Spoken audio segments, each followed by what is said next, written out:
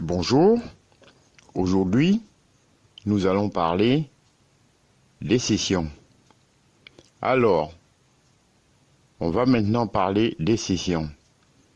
Et malgré la première impression qui ressort de nos usages quotidiens du web, HTTP, c'est un protocole qu'on appelle déconnecté.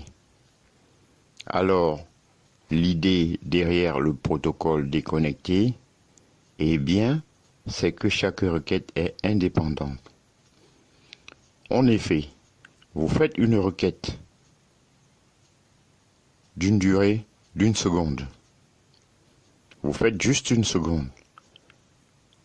Le serveur web n'a pas gardé trace de votre requête précédente. C'est aussi le fait que la connexion est ouverte et fermée à chaque fois. À chaque fois qu'on a une page qui se charge, on va avoir cette notion de client-serveur avec une connexion faite sur le navigateur vers le serveur.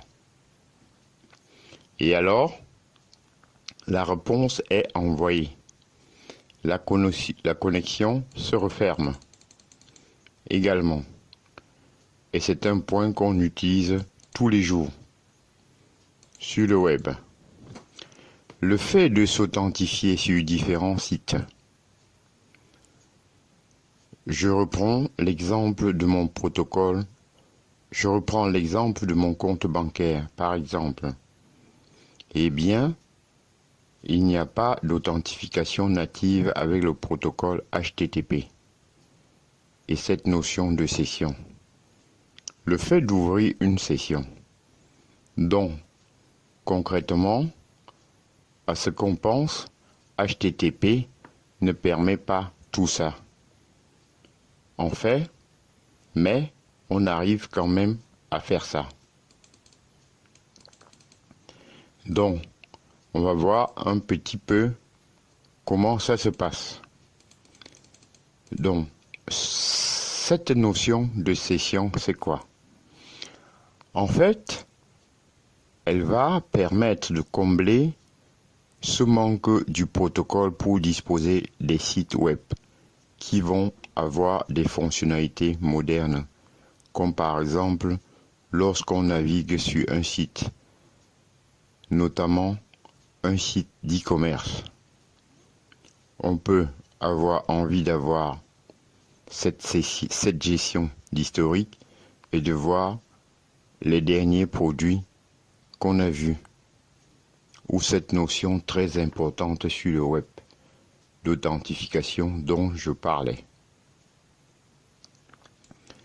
Le fait de pouvoir s'authentifier en tant que personne particulière et d'ouvrir une session sur un site pour accéder à son compte ou tout un tas d'autres spécificités. Donc, une session, ça va permettre du coup de suivre un utilisateur lors de cette navigation sur le site web. Page après page. Et la session. Comme je l'ai dit, elle n'est pas directement prise en charge par le protocole HTTP. On l'a vu avec les différentes méthodes et certains autres éléments. Il n'y a pas réellement de moyen de préciser qu'on ouvre et qu'on ferme une session. Ce qui se passe derrière, en fait, c'est qu'en fonction de la technologie que vous utilisez sur votre serveur web, dont le fait d'utiliser Apache, le fait d'utiliser les langages de programmation comme PHP, comme Python ou autres, eh bien, du coup, la notion de session va dépendre de ces langages de programmation-là, du framework qu'on va utiliser pour créer des sites web. La session, elle crée donc cette notion de persistance. Le fait qu'on ait un état de persistance pendant une certaine durée. on va fixer à l'avance. C'est notamment pour ça qu'il y a cette petite case dedans que vous pouvez cocher pour que le serveur se rappelle de vous, entre guillemets. Donc, ça, en gros, ça indique au navigateur de conserver trace de cette session de manière plus longue. Vous pouvez un peu jouer sur cette durée de persistance. Et au-delà de cette durée, ce qui se passe. Imaginez que vous vous connectez sur le site. Et c'est ce qui se passe généralement sur les sites bancaires. Au bout d'un moment, vous allez être déconnecté automatiquement. Il va falloir vous reconnecter. Donc c'est cette idée que cette persistance, elle ne dure que pendant un temps donné et que les informations qui sont rattachées à un moment, elles expirent aussi.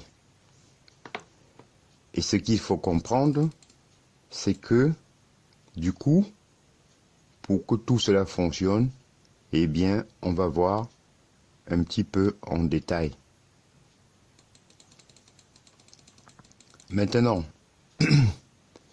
ces informations, on va les stocker à la fois côté client sur le navigateur et également côté serveur pour pouvoir faire finalement le trait entre les deux.